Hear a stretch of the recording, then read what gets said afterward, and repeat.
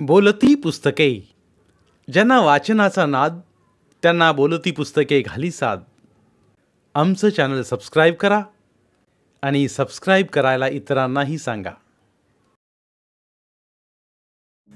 नमस्कार श्रोते मित्र हो, बोलती पुस्तके सादर करत आहे लेखक मारुतराव वाघमोडे लिखित कादंबरी बिरोबाचं चांग भलं, भाग 19. त्या लांब दूरच्या मुलखातल्या शिवारातली सुगी सराई आटपून खळीदळी सुरू झाली होती आणि त्याच परीने हिवाळा सरून उन्हाळ्याची बी चाहूल लागली होती. उन्हाच्या झळा चहूकडच झळकत होत्या. जोंधळ्याची रानं मोकळी झाल्या कारण जित्राबांना हिंडायला फिरायला लई मोठं पटांगण झालं होतं. खाया प्यायाला मुबलक चारा पाणी मिळाल्यामुळे सारी लहान मोठी जित्राब चांगली गुबगुबीत झाल्यागत दिसत होती. किती दिवस आणि किती महिने झालं घरदार सोडून, लईंदी झालं. मात्र एवढ्या काळात वाडीकडचं इकडं कुणी आलं नाही, काही काळचं तिकडं बी कुणीच गेलं नाही. त्या कारण तिकडं मागं काय झालंय ते इकडच्या माणसाला समजायला मार्ग नाही आणि इकडं आपली जित्राबन माणसं नेमकी कंच्या मुलकात हिंडत्यात ते तिकडच्या बी माणसाला कळायला राजी नाही.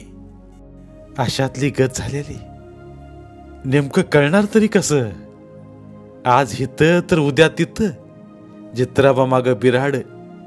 नेमका एक गाव ना ठाव ना एक ठिकाणा. लय ध्यान झालं आणि सय झाली तरी मनातल्या मनात नुसतंच आठव करीत झुरत झुरत मरत राहायचं. तसंच त्या बिगार दुसरं करणार तरी काय आणि कसं? आता त्याला काहीच इलाज बी नव्हता. नगर जिल्ह्यातून भुर औरंगाबाद ओलांडून परभणी शेलू मानवताकडून पुन्हा माघारी फिरून जित्राबाता पुन्हा मोगलाई हद्दीतच घुसली होती. त्याला बी आता पुरता महिना सरत आला होता. ह्या मुलकाला मात्र चांगली आमदानी पिकल्या कारण चारा पाण्याची बी चांगली चंगळ झाली होती. पर खरोखर मोगलाई माजल्याली म्हणत्यात ते काही खोटं नव्हतं. जित्राबांच्या चारा पाण्यापायी लई झिकझिक आणि त्रास बी तसाच. लई वंगाळवाणी. नुसतं वाटेवर पडल्यागत लुटण्यावर समद ध्यान. त्या मुलकाला लांडग कमी पर माणसं मात्र लांडग्यावानीच. नुसती झडप घालायलाच दबा धरून टपली आली.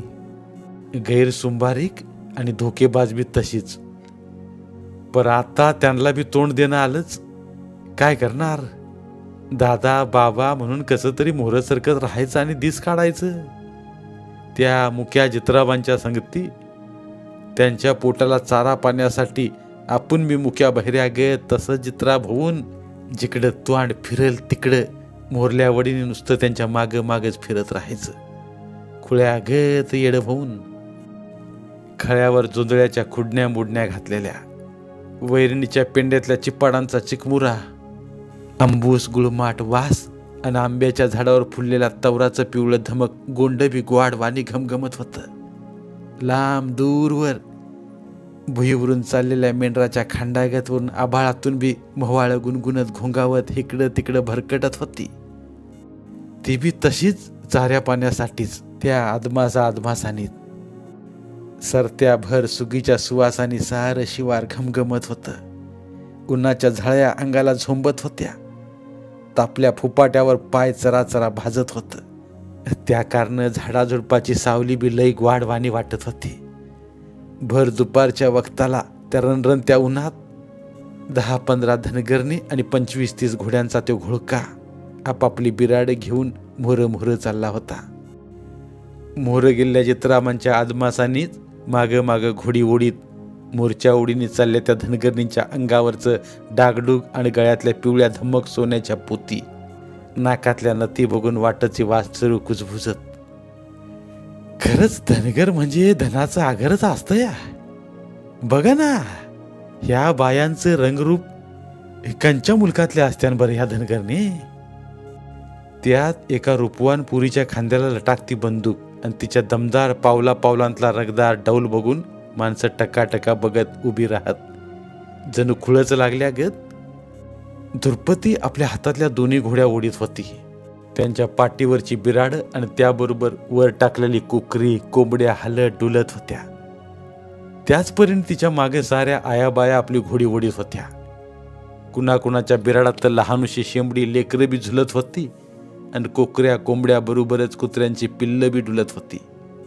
पाटा, वरवंटा, गाडगी, मडकी, सरपान असा सारा संसाराचा पसारा संगती घेऊन बिराडं हिंडत होती.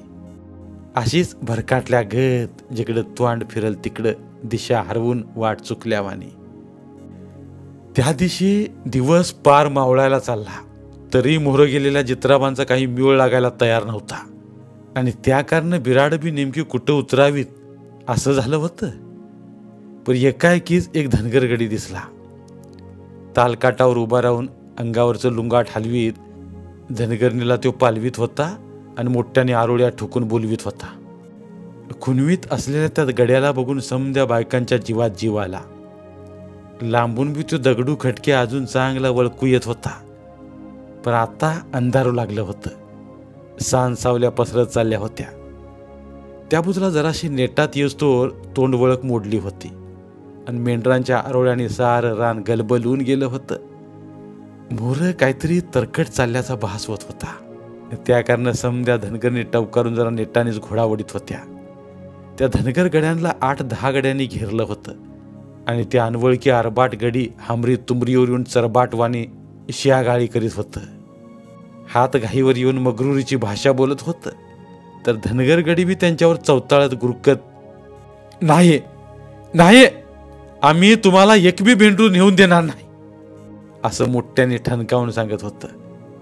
पर ते बारुळ गडी मात्र चांगलीच मच्छीला लागल्यावानी गुरकत मोठ्याने चवताळून कुत्री भुकल्या गत बोलत होतं. मेंढरू कसं नेऊन देत नाहीस तेच आता बघतो आम्ही बी. हे खांडच त्या टेम्पूत घालून न्यायला आलो होता आम्ही असं एक गडी दरडावून बोलला. तेव्हा सतू त्याला दात खाऊन म्हणला, टेम्पू भरून मेंढर न्यायला इथं काय मोगलाई माजली होय रे? आम्ही एक केस बी हलू देणार नाही जित्राबांचा. अरे ये धनगाड्या, काय करशील तू? ये मोर, बघू तुझी हिंमत. येड्या फुकण्याची धनगाडी झाली, इथं काय मोगलाई माजली काय म्हणतोस होय? हे मग जित्राबा चालायला काय तुमच्या बापाची वावरा आहेत होय रे ह्या मोगला इथली? कशाला इथं मोगलाई आणायची जित्राबा? तो गडी मोठ्याने भुकल्यागत गुरकत बोलला.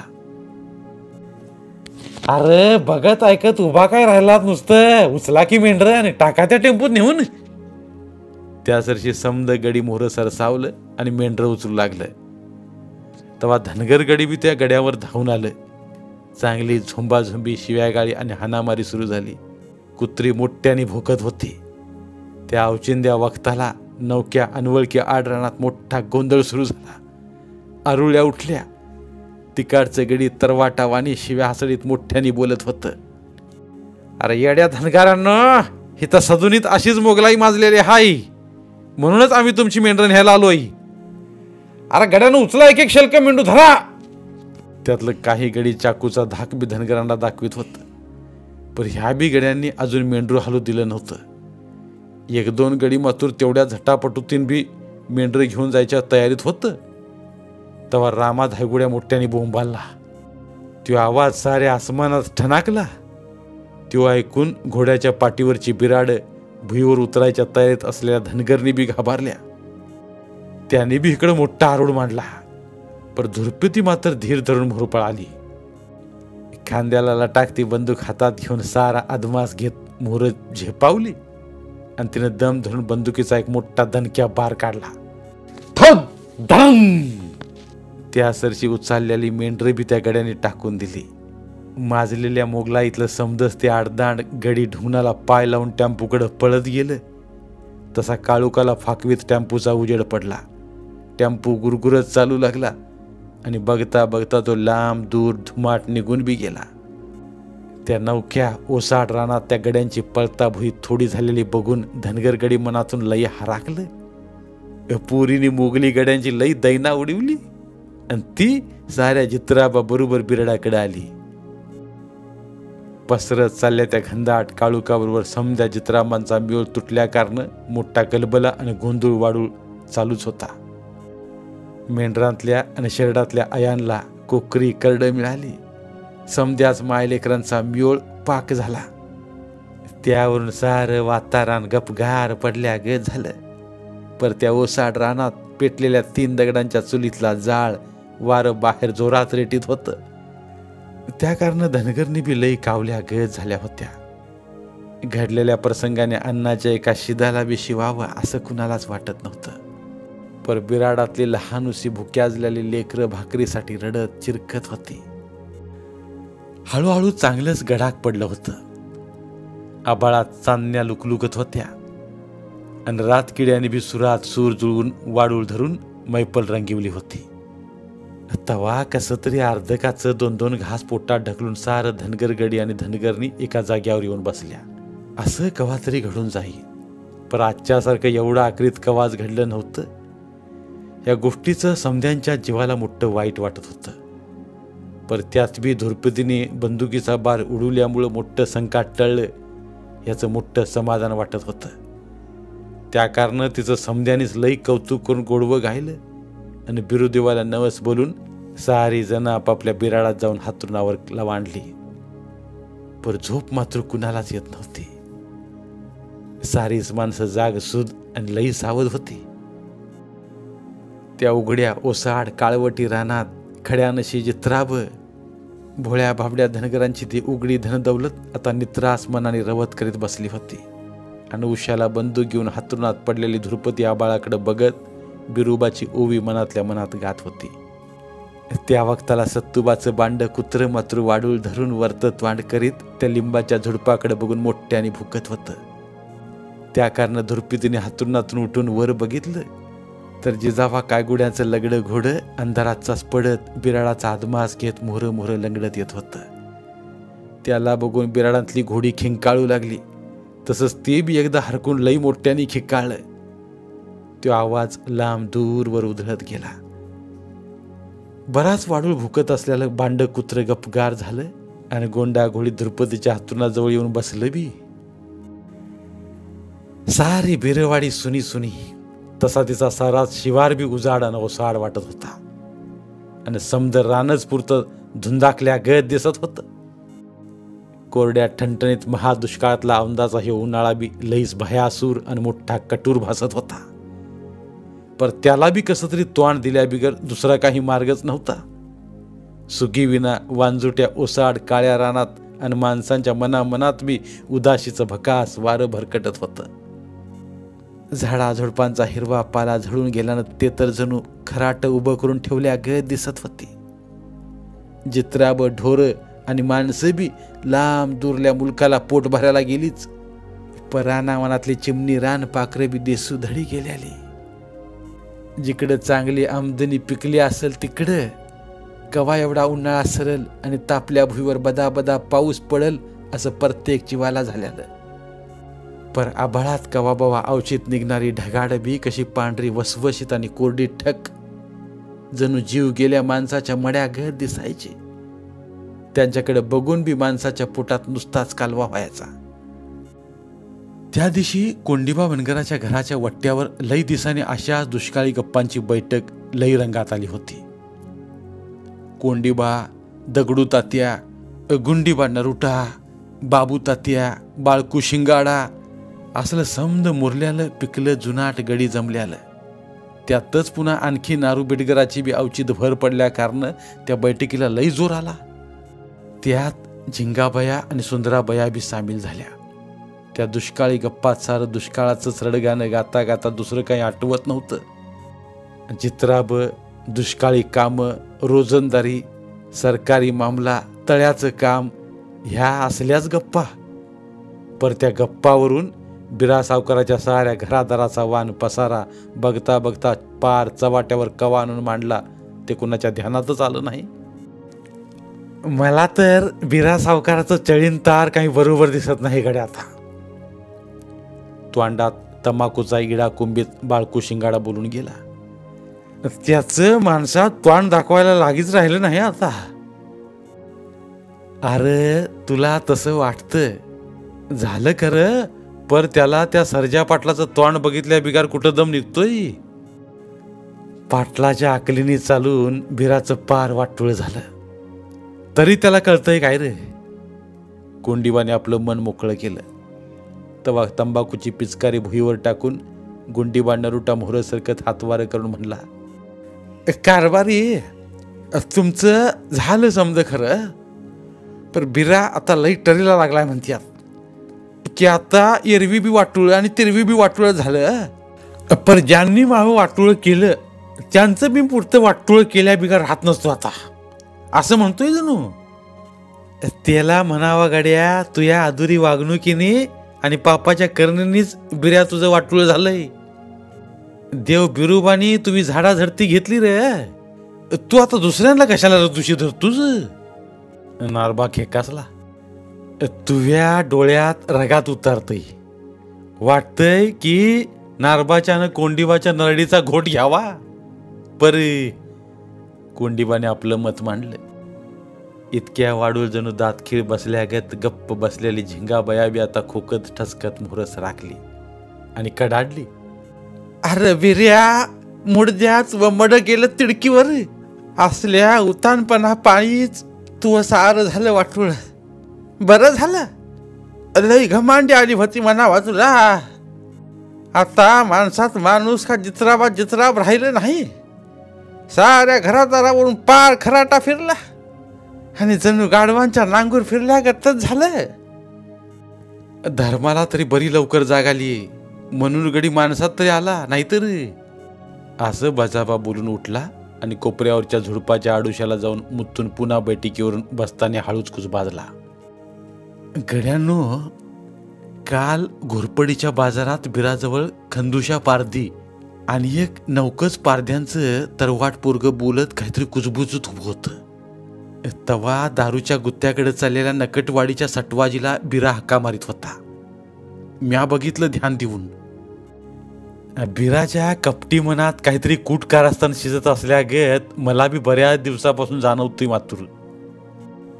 काळजीच्या सुरात नारबाकडे बघत कोंडीबा म्हणला.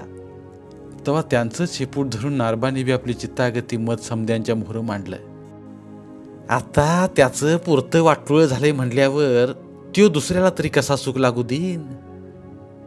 जुटिंगाच्या लवणातलं बांधाचं पेटल्यालं भांडण आता त्या तळ्यातल्या पाण्याने बी जायचं नाही. खरं आहे नारबाचं म्हणणं. दगडू तात्या बी लई वाळ्या ग चित्तागती होऊन म्हणला. आता तळ्याचं काम पुरतं झाल्यावर जुटिंगाचं लवाण पाण्यात बुडल आणि तो वादाडा बांध बी कुठं दिसायचा नाही. पर त्या बांधापायी पेटत गेल्या वादातून उभं राहिलेल्या जन्माजोगीचं हाड वैर मातूर कवा मिटल का नाही हे सांगता येत नाही. लांब लचक सुस्कारा सोडून कोंडीबाच्या मुखातून सबूत बाहेर पडलं. आडमुठ्या गड्याला समजावून सांगून बी कळत नसतं. काय करावा, त्याला पाठ देवाच लागते. नशिबाचं भोग भोगल्या बिगार दुसरा मार्ग नसतो. बिरा आता माणसात राहिला नाही एवढं मात्र खरं.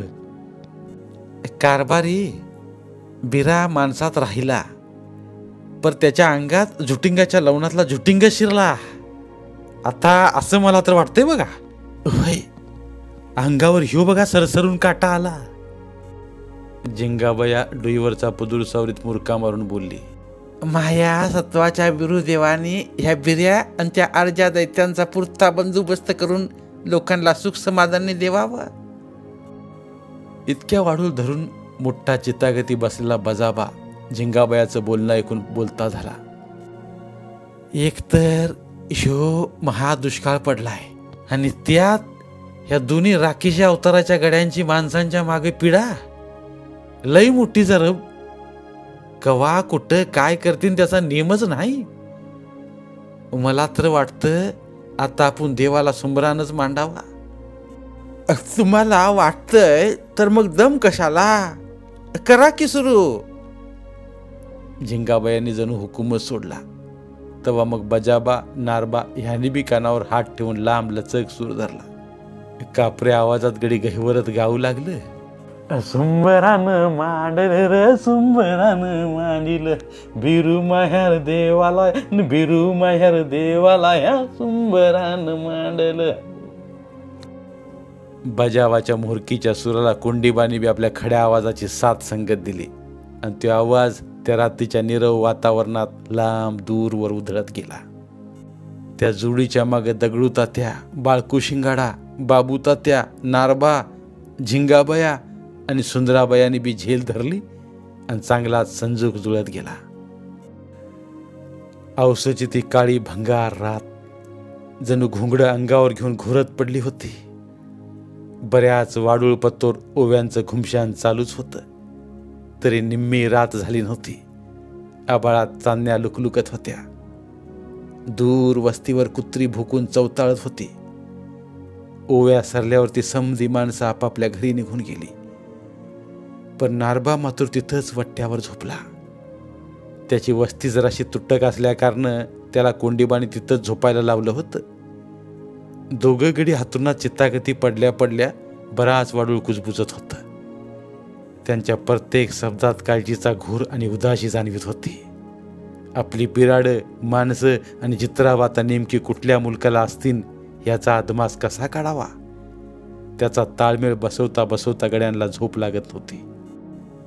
तिकडचं कमी जास्ती कळायला काही मार्ग नव्हता आणि हिकडचं बी तिकडं भलं बुरं सांगायला इलाज नव्हता. या गोष्टीचं लई वाईट वाटत होतं. त्या कारणानं नारबाने आपला विचार मांडला. कारभारी, मला तर वाटतं एकदा बिराडांचा शोध घेऊनच यावा. त्या बिगर जीवाला चैन नाही पडायची. लईंदी झालं, माणसांच्या गाठी भिटी बी नाहीत ना. मला बी तसंच वाटतंय बघा इवाई. पर माग हे असं कुठान चाललंय, तो बिऱ्या काय करेल त्याचा नियम सांगता येत नाही. त्या कारण इथून हलता बी येईन असं झालंय बघा.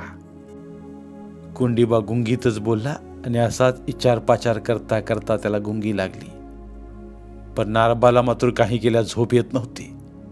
त्याच वक्ताला कारंड्याच्या वस्तीवरच चित्राब बुजली आणि पळाली, म्हणून माणसांचा गलबला झाला. त्या कारण बावचाळ्याला कोंबडं बी खुळ्यागत अवचित बांग देऊ लागलं. नारबाला वाटला आता पहाट झाली. त्यो कोंडीबाला न सांगताच आपल्या वस्तीकडे जाण्याच्या तयारीने हातून उठला आणि त्या गुंगाटातच चालायला बी लागला. अंगावरच्या घोंगड्यांची खोळ पांघरून चाच पडत मोहरं मोहरं सरकत गडी बघता बघता त्या काळुकात गडप झाला. त्याला भुरळच पडल्या गळ झालं होतं त्या वक्ताला. आणि बऱ्याच वाडूळ धरून घुबडखोरीत दबा धरून बसलेलं 5-6 गड्यांचं ते एक टोळकं आता लांडग्यागत तपकत बिचकत तसंच खोरवाडा आणि मोहरं सरकत झाडावनात शिरलं होतं.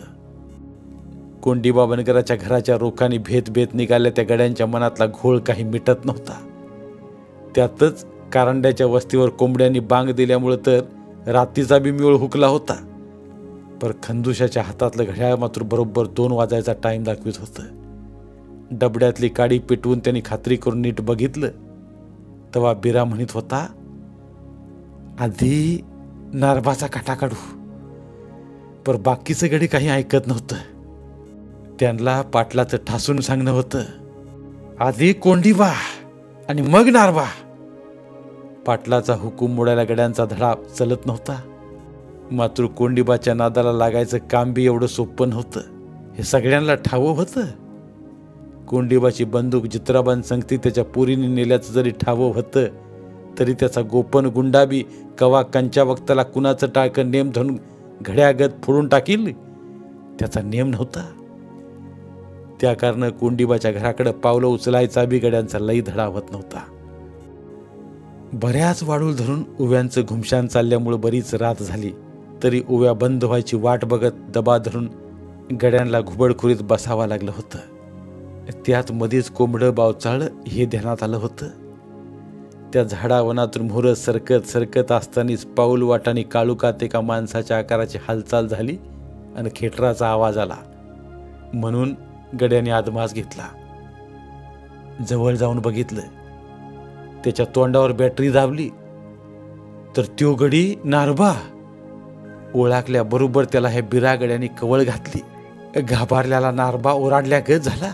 पर दुसऱ्या गड्याने लगेच त्याचं तोंड दाबून त्याच्या तोंडात बोळाच घातला आणि मग बाकीच्या गड्यांची बी त्यांच्या अंगावर झुंबड पडली. नारबाचं मुटकळ करून त्याच्याच घोंगड्यात तसंच मुरगळून बांधलं आणि ते घेऊन घुबडखोरीकडे पळालेलं ते समद गडी त्या अंधारात गडी गप्प झालं. त्या वक्ताला रातकिड चिरकत होतं. घुबडखोरीकडे टिटवी जीवाच्या आकांताने मरायला लागल्या गत वरडत होती. अन ओढ्याच्या काठावरच्या कवटीच्या झाडातला एक पिंगळा बी बराच वाढूल धरून कुजबुजत चिरकत होता.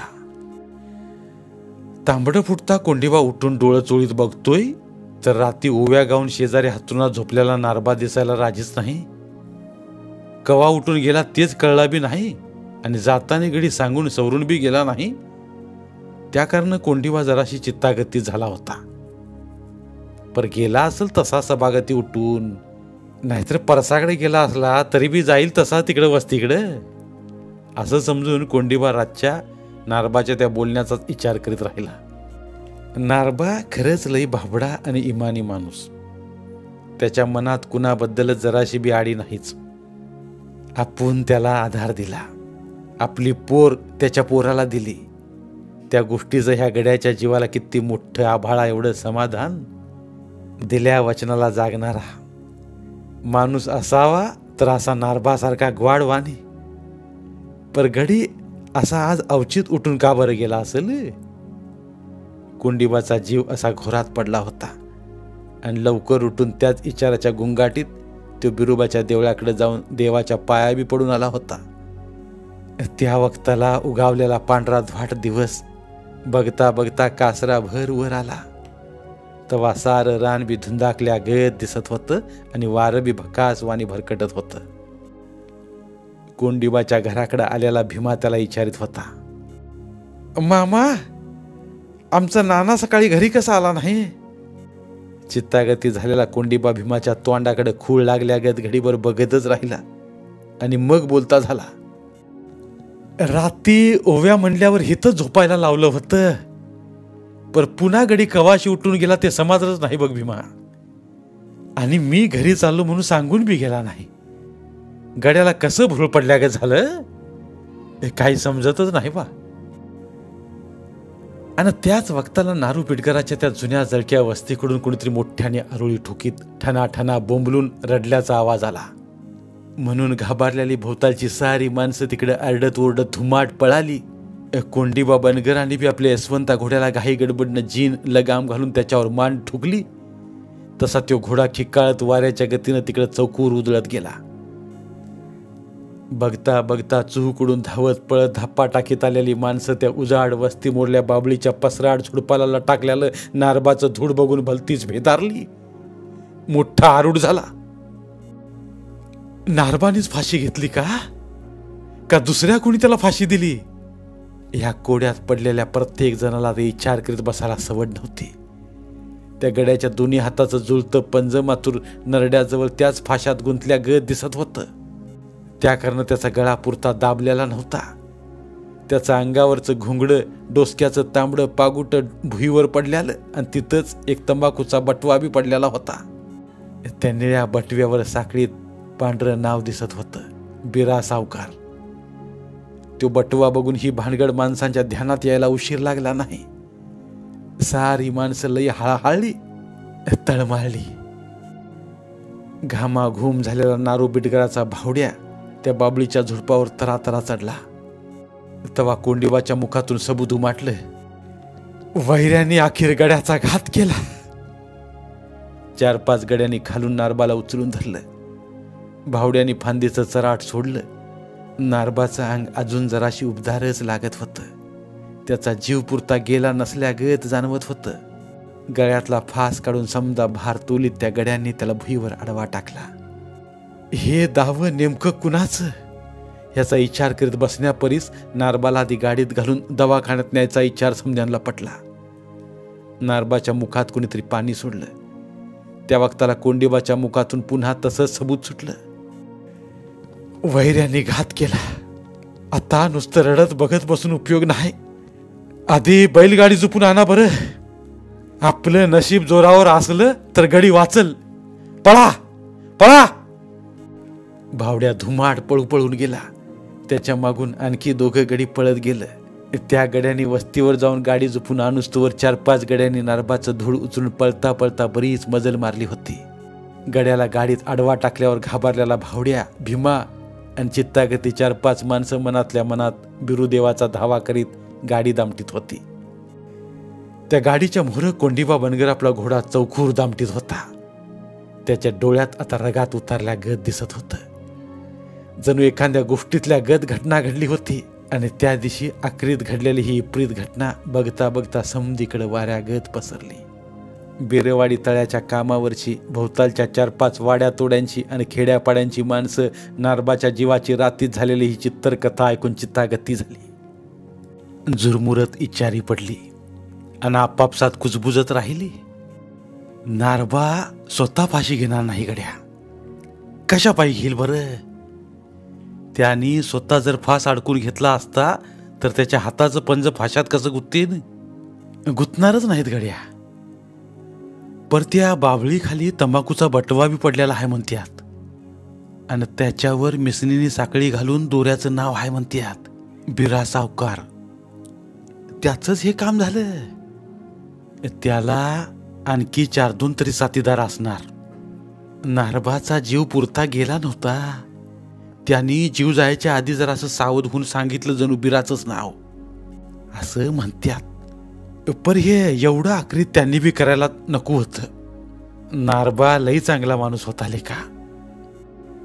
सारीच माणसं अशी कुजबुजत तळमळत होती. हळहळत झुरत चित्तागती झाली होती. उदाशीच वारं मनामनात भरकटत होतं. सारं रान बी धुंदाकल्या गत झालं होतं. त्या धुरकट वाऱ्यात बिरुबाच्या माळावरचं ते पांढरं देवाळ बी लई उदास आणि भकास भकास दिसत होतं. वैऱ्यांची ती रात सारून उगावलेला तो दिवस बी लई खतरूड वाटत होता. कोंडीबाची आणि नारबाची जोडी फोडल्याचं समाधान वाटत होतं. त्यापरी जास्ती आता मोहरलं भ्यापण घेऊन बिराचं काळी धडकत होतं. तंबाखूचा बटवा बी खिशात घावत नव्हता. खिस चापून तो दमला होता. रात्री कुणीतरी तंबाखू खायसाठी घेतला होता, ते बी त्याच्या ध्यानात नव्हतं. पोलीस खात्याची मोटर नारबाच्या जुन्या वस्तीकडे धुळा उडवीत चालली होती. ती बघून बिराच्या काळचं जणू आभाळ गराजल्या गत झालं आणि त्याचं तोंड पार खेटरागत आकसून गेलं आणि घशाला कोरड बी पडली. भोंड आल्यागत हातापायातलं अवसान पुरतं गळालं. तरी तो भांबावल्या वाणी चाचपडत खोरवाडाकडे लपत छपत पळतच होता. धन्यवाद. उर्वरित कादंबरी पुढील भागात. मराठीतील प्रतिभावंत लेखकांचं साहित्य, कथा, कादंबऱ्या ऐकण्यासाठी आमचं बोलती पुस्तके हे चॅनल सबस्क्राईब करा आणि मराठी साहित्याचा प्रसार करण्यासाठी प्रत्येक मराठी माणसाला सबस्क्राईब करण्यासाठी आवाहन करा आणि बोलती पुस्तके या साहित्य चळवळीत सहभागी व्हा. आपले पुन्हा एकदा धन्यवाद.